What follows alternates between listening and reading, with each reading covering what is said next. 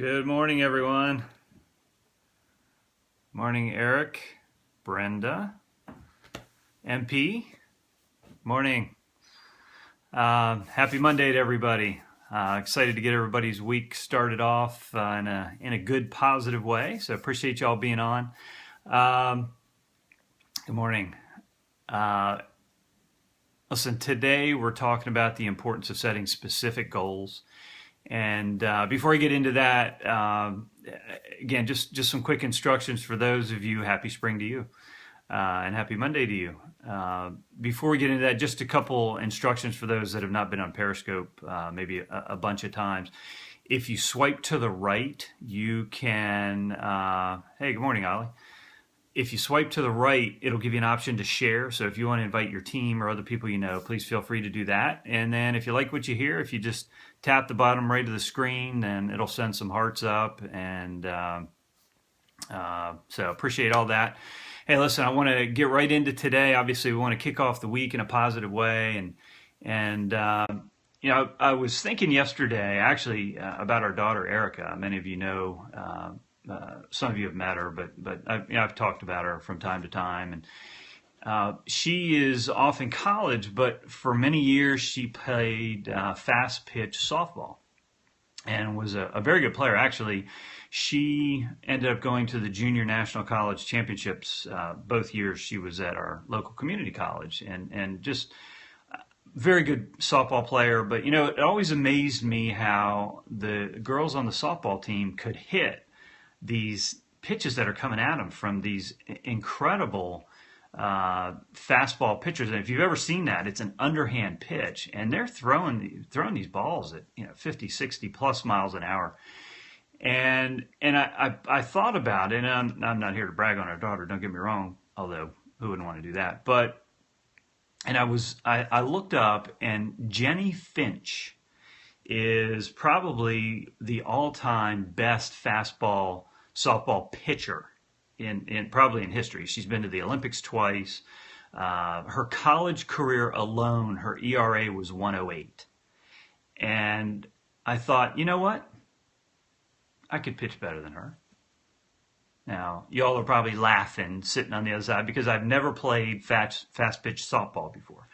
But so how could I make that happen? Well, here's the way I could do it. If she was blindfolded and we spun her around about a dozen times and she didn't know what direction she was looking, there's no way that she could get the ball over the plate. So if I wasn't blindfolded, then I could outpitch her, right? Okay, so obviously, right? Well, here's the deal. We can't hit a target that we can't see.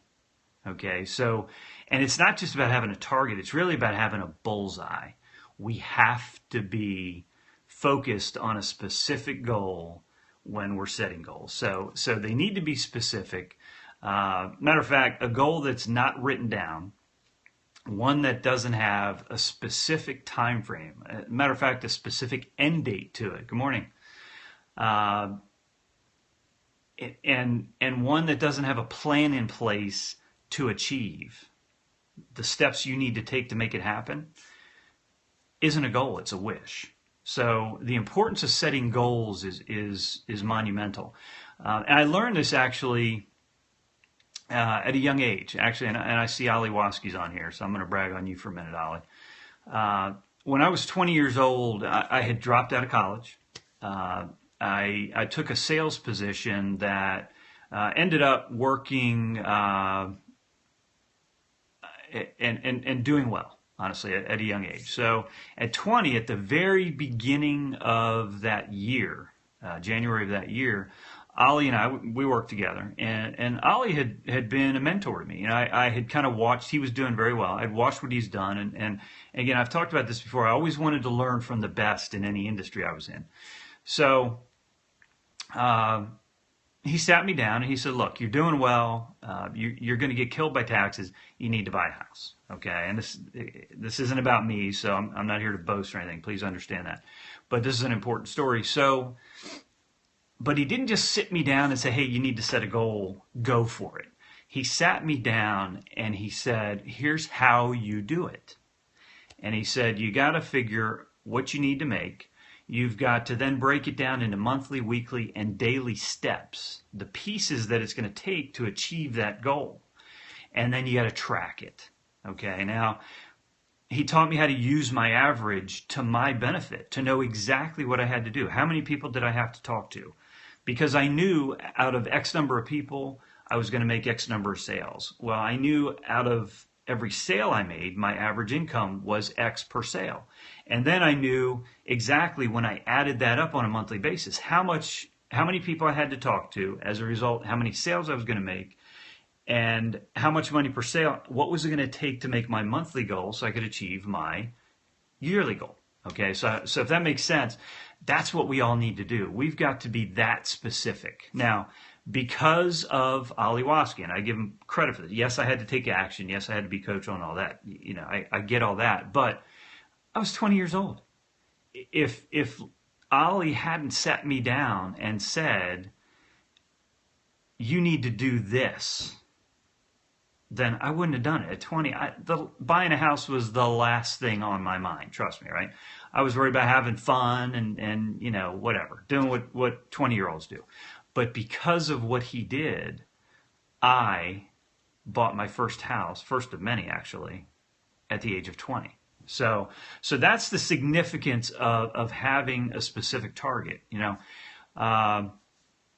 again, you got to write down your goals. I wrote it down. I tracked it. I did everything he told me. And you know, maybe we'll do a specific training on how to set a goal. Right now, we're just talking about the importance of having a goal and having it in writing and have it be specific. So you got to write down your why, though. You know, again, when you break it down, use your average. I talked about averages last week and how we use them to improve. You know, if you're talking to 10 people and one enrolls in your business, well, then you want to increase that. So 1.5 out of 10 join your business, and then 2 out of 10 join your business, that kind of thing. So these things are all what you use to track and benefit you while you're building your business. Now, I've talked about this before, and I have so much respect now after the fact for Deion Sanders. If you have not seen his, good morning, Sean, good morning. If you have not seen his induction speech into the NFL Hall of Fame, Google the Deion Sanders acceptance speech and watch what he said, because everything he did, it wasn't about him. It was about his mother.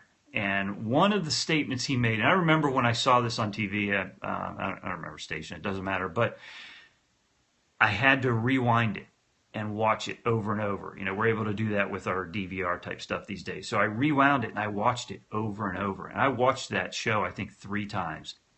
At least the clip on him in its entirety, because what he said really hit me between the eyes and in the heart. He said, if your why is not bigger than you, then there's something wrong with your why. His words actually were, if your dream's not bigger than you, there's something wrong with your dream. Our whys have to be bigger than us. It can't be just about making money. It can't be just about us. You know, why do we need to succeed? Why do we need to build our business? Why do we need to create an ongoing passive residual income? If it's about us, we're probably not going to do it. But if it's about our children and our children's children, that in some cases, you know, like ours, we don't even know yet, that's why we're going to do something. That's what's going to keep us in the game.